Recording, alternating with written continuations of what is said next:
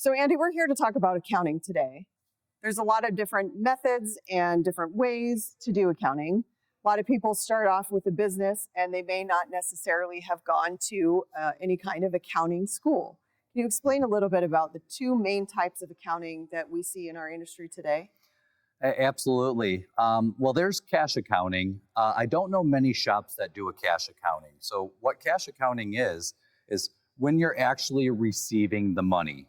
So if if you have a sale and you delivered the car, you're only actually recognizing it when you're actually receiving the cash for it. Or same thing too with expenses. When actual cash goes out, that's when you're recognizing the accounting. And if you don't have an accounting software, usually cash is the best because all you're doing is you're recognizing cash in and cash out. And then there's accrual accounting. Accrual accounting is more of when an event happens. So people will have to decide when to recognize the sale, if it's when the car's delivered or when you're closing the file, but that's when you recognize that because that event happened. Or when you're ordering parts. An event happened when you ordered or received parts, so that's when you would recognize that expense. Or when you're with labor, when they're actually working on the car is when you recognize that as expense, not when you paid out that cash.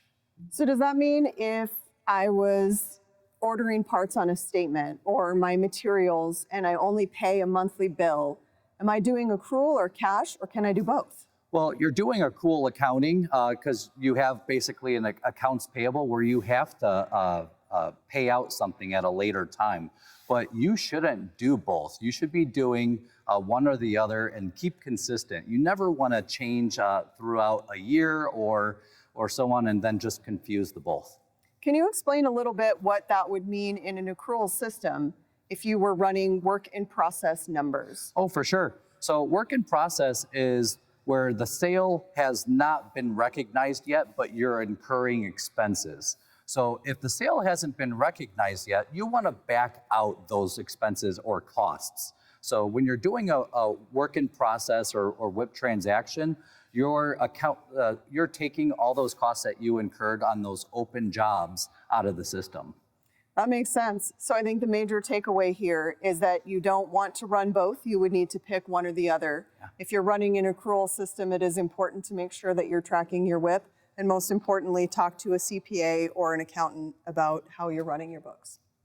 If you found today's tip helpful, please hit the thumbs up, subscribe to the channel, and share the video. Comment below for any future suggestions. These videos are made possible by SCRS. If you aren't currently a member, I encourage you to join. Visit scrs.com or use the link in the description below.